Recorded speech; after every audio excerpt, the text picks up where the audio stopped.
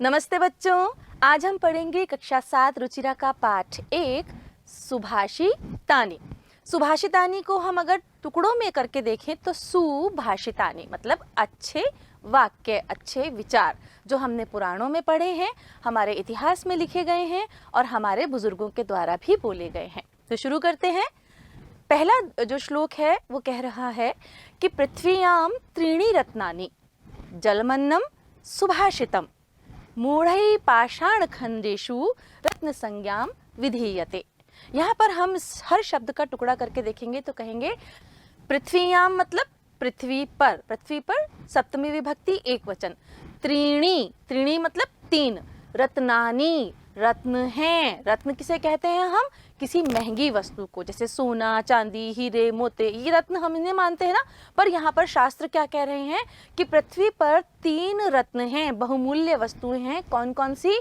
जलमन्नम, जलमन्नम को हम विच्छेद कर दें तो जलम अन्नम, 2 शब्दों से मिलकर के बना है जल अन्न। सुभाषितम, सुभाषितम मतलब अच्छी बातें। पृथ्वी पर केवल ये 3 ही रत्न हैं, जल अन्न और अच्छे वचन।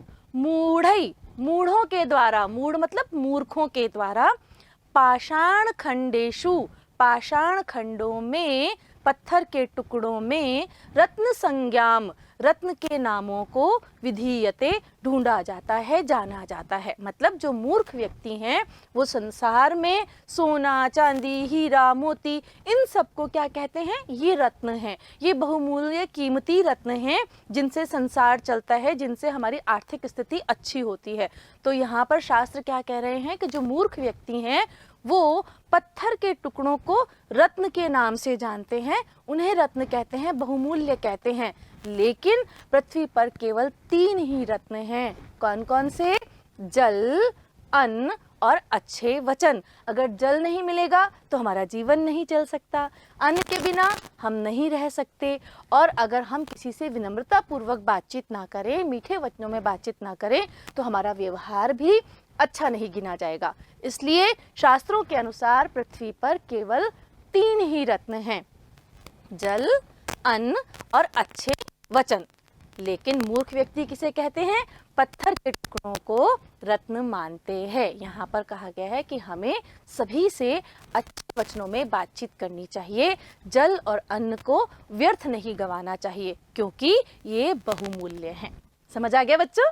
आगे बढ़ते हैं।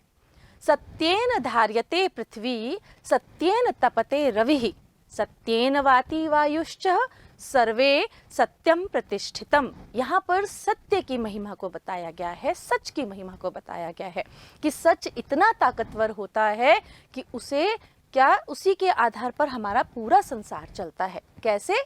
सत्य से ही पृथ्वी धारण करती है। अब पृथ्वी जो है वो किसे धारण करती है? पृथ्वी वनस्पति को धारण करती है, पृथ्वी मनुष्यों को धारण करती है।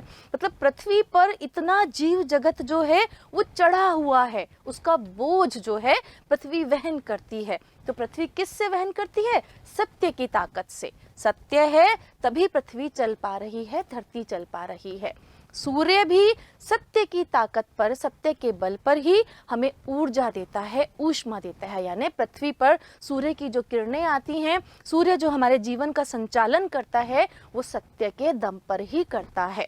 सत्येन वाति वायुश्च, और च मतलब और, वायु हवा भी सत्येन वाति सत्य के द्वारा ही, वाति मतलब बहती है। वायु भी, वायु का संचालन भी कैसे होता है? सत्य के बल पर ही होता है। अतः सर्वे सत्ये प्रतिष्ठितम, सब कुछ सत्य के द्वारा ही स्थापित होता है। यानी कि हमें हमेशा सच बोलना चाहिए। राजा हरिश्चंद्र ने सत्य बोलने का वचन दिया था कि मैं जीवन में कभी भी असत्य नहीं बोलूंगा, और उनकी इसी परीक्षा लेने के लिए उन्हें बहुत सारे दुखों का जीवन में सामना करना पड़ा। पर कितने भी दुख उनके जीवन में आए, उन्होंने कभी असत्य का सहारा नहीं लिया और अपनी इस परीक्षा में वो सफल हुए। तो सत्य पर ही जब पृथ्वी टिकी हुई है, सत्य पर ही जब सूर्य चल रहा है, सत्य से ही हवा वहन करती है, इधर उधर आती जाती है, तो फिर हम कैसे झूठ बोल करके अपना जीवन यापन कर सकते हैं? हमेशा कहते हैं ना कि एक झूठ बोलने यानी एक झूठ को छुपाने के लिए हमें 100 झूठ बोलने पड़ते हैं। तो कभी भी हमें असत्य का सहारा नहीं लेना चाहिए, हमें हमेशा सत्य का पालन करना चाहिए। आगे बढ़ते हैं, अगला श्लोक पढ़ते हैं। अगले श्लोक में क्या कह रहे हैं? दाने तपसी शौर्ये च विज्ञाने विनये नये विस्मयो नहीं कर्तव्यो बहुरत्ना वसुंधरा। वो कह रहे हैं कि संसार में हमें कभी भी किसी भी थोड़े से काम को लेकर के आश्चर्यचकित नहीं होना चाहिए। हम बहुत थोड़ा सा दान करते हैं तो फूल के कुप्पा हो जाते हैं, आज तो हम दान करके आए। हमने जरा सी तपस्या कर ली, फिर हम फूल के कुप्पा हो जाते हैं, आज तो हमने तपस्या की। तो यहाँ पर शास्त्र कह रहे हैं कि जो हमारी धरती है, जो हमारी वसुंधरा है, उसमें इतने इतने आश्चर्यजनक कर्तव्य बसे हुए हैं कि हमें छोटी सी चीज पर कभी भी असंभव या आश्चर्यचकित होकर के विचार नहीं करना चाहिए। क्या कह रहे हैं वो? दाने, दान में, तपसी, तपस्या में, शौर्य में यानी कि वीरता में, विज्ञान में, विनय नम्रता में और नए नियमों में विस्मयो नहीं कर्तव्यम, विस्मय या आश्चर्य नहीं करना चाहिए। क्यों?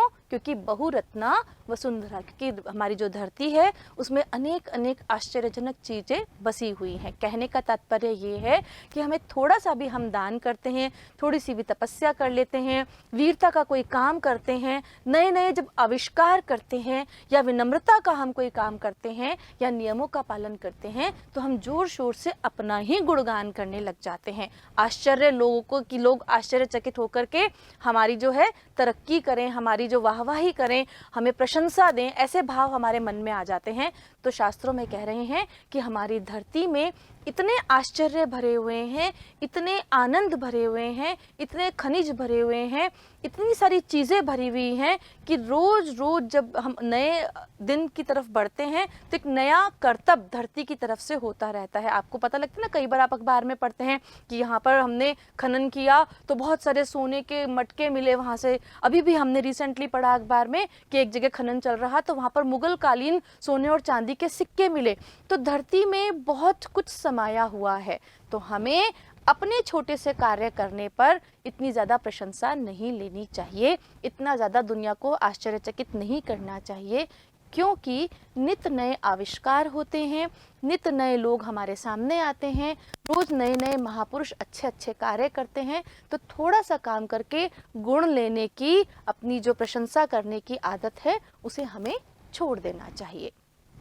आगे बढ़ते हैं, आगे क्या कह रहे हैं? सद्भिरेव सहासीत सद्भि कुर्वीत संगतिम सद्भिर्विवादम मैत्री च ना सद्भि किंचिदाचरेत। क्या कह रहे हैं वो? सद्भि रेव, दो शब्दों से मिलकर बना है सद्भि। सद्भि यानी भ पे छोटी ई की मात्रा और विसर्ग और फिर एव, सद्भि एव सहासीत सह आसीत, दो शब्दों से मिलकर बना है ये भी। वो कह रहे हैं सद्भि मतलब हमें हमेशा सज्जनों के साथ ही, एव का मतलब होता है ही, सज्जनों के साथ ही सह आसीत बैठना चाहिए। सद्भि एव सह आसीत, हमेशा सज्जनों के साथ उठना बैठना चाहिए। उठना बैठना मतलब सिटअप्स नहीं लगाने हैं बच्चों यहाँ पर, मतलब हमें उनके साथ मित्रता करनी चाहिए, उनके साथ ही आचार व्यवहार करना चाहिए, उनके साथ ही आना जाना चाहिए।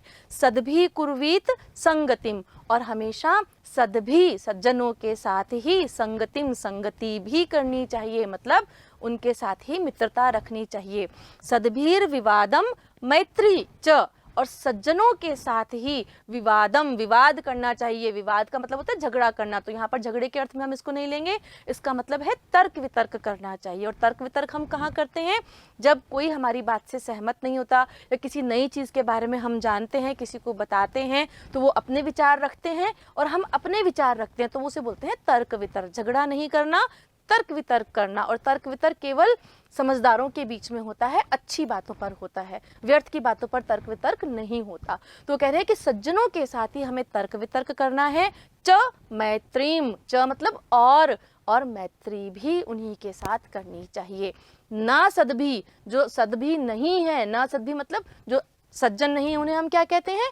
दुर्जन। सज्जन का विलोम दुर्जन। तो दुर्जन व्यक्तियों के साथ न किंचित आचरेत, किसी भी प्रकार का आचरण नहीं करना चाहिए। मतलब दुर्जनों के साथ हमें किसी भी प्रकार का व्यवहार नहीं करना चाहिए, क्योंकि दुर्जन हमेशा हमें कष्ट देते हैं, दुष्ट व्यक्ति हमेशा कष्टों को देते हैं। फिर से पूरा पढ़ते हैं। सद्भिः एव सह आसीत, सज्जनों के साथ ही हमें उठना बैठना चाहिए। सद्भिः कुर्वीत संगतिम, सज्जनों के साथ ही हमें संगति करनी चाहिए, उनके साथ ही हमें रहना चाहिए। सद्भिर विवादम मैत्री च, और सज्जनों के साथ ही तर्क वितर्क यानी विवाद, अच्छा वाद विवाद करना चाहिए और उनके साथ ही हमें मित्रता रखनी चाहिए। न सद्भिः, दुर्जनों के साथ, न किंचित आचरेत, असद्भिः यहाँ पर मतलब दुर्जनों के साथ हमें किसी भी प्रकार का आचरण नहीं करना चाहिए। अगर आपको लगता है कि आपका कोई मित्र दुष्ट प्रवृत्ति का है, कुटिल प्रवृत्ति का है, तो या तो उसे अच्छा बनाने का प्रयास करें, और अगर वो अच्छा नहीं बनना चाह रहा तो आप उसका साथ छोड़ दें, क्योंकि वो हमेशा हमें कष्टों में फंसाने का ही कार्य करेगा, दुखों में फंसाने का ही कार्य करेगा। आगे बढ़ते हैं बच्चों। धन धान्य प्रयोगेषु विद्यायाः संग्रहेषु च आहारे व्यवहारे च त्यक्त लज्जः सुखी भवेत्। धन धान्य प्रयोगेषु, प्रयोगेषु सप्तमी विभक्ति बहुवचन का शब्द है। धन और धान्य के प्रयोग में, अब धन धान्य के प्रयोग में कैसे, मतलब जब हम किसी को धन लेते हैं और किसी से धन लेते हैं, धान्य मतलब अनाज, पहले जो अनाज है उसका लेन देन पैसे रुपए की तरह होता था, बार्टर सिस्टम होता था ना बच्चों, यहाँ पर कि कोई वस्तु ले ली और उसके बदले में कोई वस्तु उसने दे दी हमें। पहले रुपए पैसे का इतना लेन देन नहीं था, तो वस्तु के बदले वस्तु का लेन देन होता था। लेकिन आज हम वस्तु विनिमय कैसे करते हैं, पैसों के द्वारा। तो वो कहना है कि धन और धान्य के प्रयोग में, धन भी और धान्य भी बहुत सारी चीजें हो गई, इसलिए सप्तमी विभक्ति बहुवचन आया है प्रयोगेषु। धन धान्य के प्रयोग में मतलब धन और धान्य के आदान प्रदान में। विद्यायाः संग्रहेषु च, और विद्या के संग्रह में। अब विद्या का संग्रह कैसे करते हो, विद्या लेकर के डब्बे में डाल देते हो, इकट्ठा करते हो, बैंक में रखते हो, नहीं ना। मतलब जहाँ से भी हमें कोई शिक्षा मिलती है, जहाँ से भी हमें कोई ज्ञान मिलता है, उसको इकट्ठा करने में, उसके संग्रह में। सीखना निरंतर चलता रहता है बच्चों, इसकी कोई उम्र नहीं होती। सीखने की जो प्रक्रिया है वो चाहे छोटे बच्चों से हो, चाहे बड़ों से हो, चाहे अड़ोसी से हो, चाहे पड़ोसी से हो, हर व्यक्ति, हर पुस्तक, हर घटना हमें कुछ न कुछ सिखाती है। तो वो कह रहे हैं कि विद्यायाः संग्रहेषु च, विद्या के संग्रह में, सीखने के संग्रह में। आहारे व्यवहारे च, और आहार में, भोजन करने के समय, और व्यवहार में, हमारा जो दूसरों के साथ व्यवहार होता है उसमें। त्यक्त लज्जः, जो लज्जा को त्याग देता है, शर्म को त्याग देता है, संकोच को त्याग देता है, सुखी भवेत्, वही व्यक्ति सुखी होता है। कैसे, जब हम किसी से पैसों का लेन देन करते हैं तो हम क्या कहते हैं, भाई पैसे गिन के लेना हमारे सामने। क्यों, क्योंकि अगर उसमें कोई कमी रह गई, सपोज किसी ने आपको 1000 रुपए दिए, आपने उस पर विश्वास करके वो 1000 रुपए जेब में रख लिए, पर जब आप घर गए तो उसमें 10 रुपए कम निकले या 100 रुपए कम निकले, तो कहेंगे ना कितना चोटा आदमी है, 1000 से 100 रुपए कम दे दिए मुझे। लेकिन समझ गई, तब वो क्या, आप क्या कहोगे, अरे भाई कैसा आदमी है, उसने मुझे 100 रुपए कम दे दिए। लेकिन उसने आपको कहा था ना उसी समय कि गिन लो, हो सकता है गलती से कम आ गए हो सकता है उसे भी ध्यान ना रहो। तो इसलिए कहा जाता है कि जब भी धन या धान्य का लेन देन कर रहे हो तो श्रम को त्याग करके उसी समय उसको गिन लेना चाहिए। विद्या में, विद्या के संग्रह में कैसे, कोई भी अगर आपको कुछ सिखा रहा है, चाहे वो आपसे उम्र में छोटा है, चाहे वो आपसे उम्र में बड़ा है, अगर आपको वो किसी चीज़ की सीख दे रहा है तो वो हमें ले लेनी चाहिए। कई बार ऐसा होता है कि हमसे छोटे हमें कुछ बताने का प्रयास करते हैं तो हम उन्हें डपट देते हैं, डांट देते हैं, अरे तुम्हें क्या पता, तुम तो इतने छोटे हो, फालतू बीच में बोल रहे हो। नहीं, हो सकता है उस बच्चे ने भी कहीं से कुछ सीखा हो और उसने अनुभव किया हो, अपने व्यवहार में लाया हो। तो ये समझ के कि वो छोटा है, हमें कुछ सिखा नहीं सकता, ये गलत प्रवृत्ति है। तो सीखना चाहे कहीं से भी हो रहा हो बच्चों, हमें उसे ले लेना चाहिए, उसमें शर्म नहीं करनी चाहिए।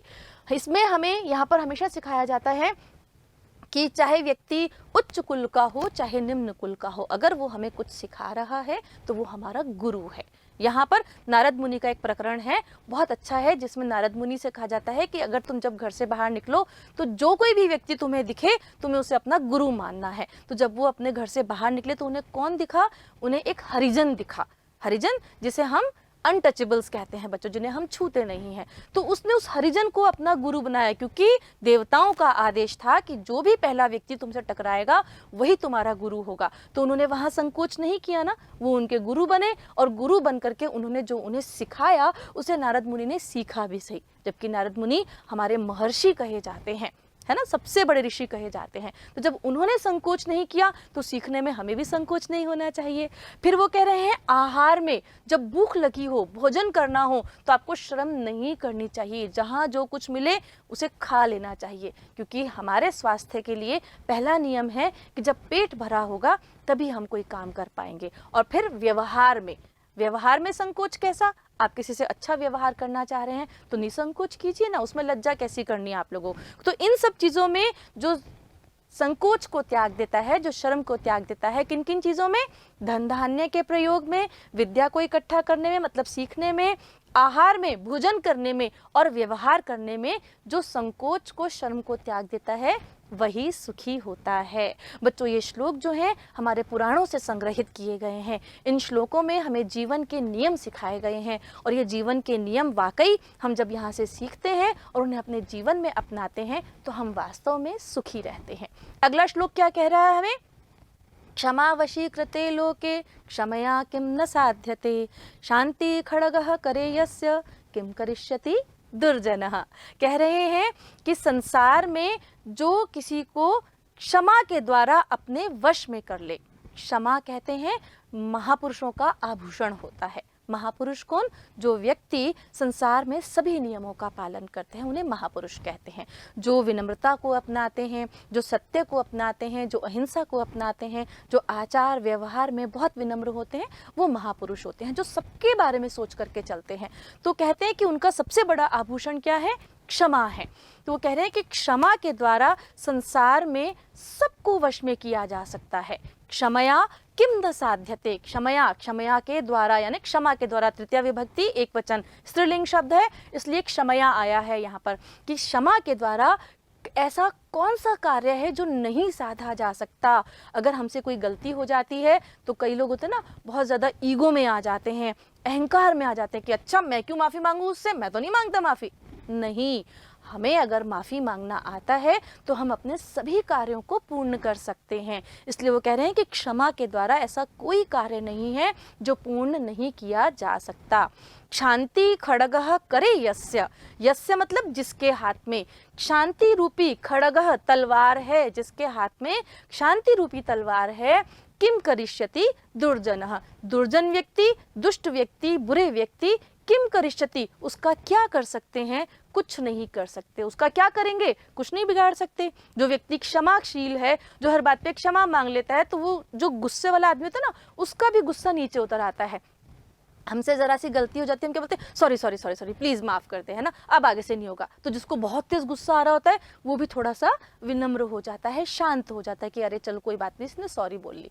पर बिना बात के जब हम विवाद करते हैं और अपनी गलती होने पर भी उस गलती को नहीं मानते, बहस करते हैं, तर्क वितर्क करते हैं, तो जो शांत व्यक्ति है उसे भी गुस्सा आ जाता है, वो भी तमतमा जाता है, और हमारे कार्य जो हैं वो बिगड़ जाते हैं। इसलिए यहाँ पर कहा जा रहा है कि क्षमा के द्वारा संसार में, लोके, लोके मतलब संसार में, सप्तमी विभक्ति एक वचन, जहां पर में पर ऐसे चिन्ह आते हैं वो सप्तमी विभक्ति एक वचन होता है। तो संसार में क्षमा के द्वारा सबको अपने वश में किया जा सकता है। क्षमा के द्वारा ही हमारे सारे कार्य साधे जा सकते हैं। और जिसके हाथ में क्षमा रूपी, शांति रूपी खड्ग है, तलवार है, उसका दुर्जन क्या करेंगे? दुष्ट व्यक्ति उसका क्या करेंगे?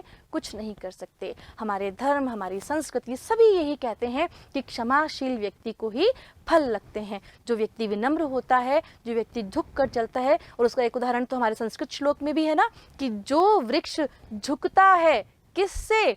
फलों के भार से, व्यक्ति उसे देख कर ही प्रसन्न होते हैं। जितने ज़्यादा किसी पेड़ पर फल लगते हैं वो फल उतना ज़्यादा झुक जाता है ना, तो वो फल क्या है?